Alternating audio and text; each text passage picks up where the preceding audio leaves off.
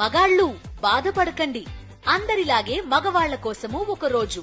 పూర్తి వివరాలకు చదవండి రేపటి సాక్షి హైదరాబాద్ ఎడిషన్. మూసీ యుద్ధం 3 పార్టీల మధ్య పతాక స్థాయికి చేరిన పరిస్థితి. ఈ విషయంలో కాంగ్రెస్ ప్రభుత్వ వైఖరిపై పోరాటానికి సిద్ధమైంది బీజేపీ. బస్తీ నిద్ర పేరిట అక్కడి ప్రజల్లో భయాలను తొలగించే ప్రయత్నాలు ప్రారంభించింది. దీనిపై అప్డేట్స్ మా కరెస్పాండెంట్ విక్రమ్ ఇస్తారు. విక్రమ్, చెప్పండి. సో నిన్న ఈటెల అలాగే ఇతర నేతలు కూడా బస్తీ నిద్ర చేసిన పరిస్థితి కూడా మనం చూసాం. దీని ద్వారా ఏం మెసేజ్ వాళ్ళు ఇద్దాం అనుకుంటున్నారు, ఎలాంటి భయాలు తొలగించే ప్రయత్నం చేస్తున్నారు, బీఆర్ఎస్ దీన్ని ఏ రకంగా చూస్తోంది, ఏంటి మీ దగ్గర ఇన్పుట్స్?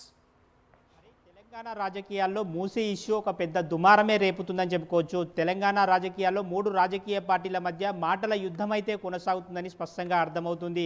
కేవలం ఫోటోలకు ఫోజులు ఇవ్వడానికే బస్తీ నిద్ర చేశారని అధికార కాంగ్రెస్ పార్టీ విమర్శలు చేస్తుంది. మరోవైపు లగచర్ల ఇష్యూను డైవర్ట్ చేయడానికే మూసీ ఇష్యూను ఎత్తుకున్నారు బీజేపీ నేతలు అని చెప్పి బీఆర్ఎస్ ఆరోపణ చేస్తుంది.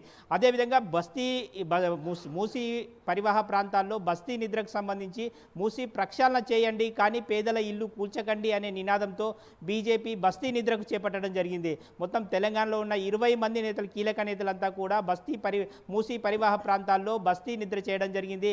బస్తీ వాసులకు కొంత భరోసా ఇచ్చే ప్రయత్నం చేశారు, ధైర్యం ఇచ్చే ప్రయత్నం చేశారు.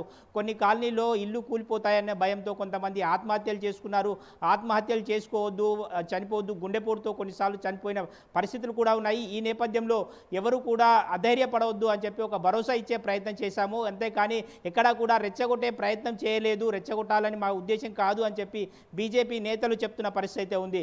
మొత్తంగా 3 రాజకీయ పార్టీల మధ్య పెద్ద దుమారమే రేగుతుందని చెప్పుకోవచ్చు. మూసీ ఇష్యూకు సంబంధించి పేద ప్రజల ఇల్లు కూల్చకుండా మూసీ ప్రక్షాళన చేయండి, ఇరువైపులా మూసీకి ఇరువైపులా కూడా రిటైనింగ్ వాల్ కట్టాలి అని చెప్పి బీజేపీ నేతలు అయితే సూచిస్తున్నారు. అయితే కాంగ్రెస్ నేతలు మాత్రం ముందుగానే అక్కడ దోమల మందు స్ప్రే చేయించి ఆ తర్వాత నిద్ర చేశారు.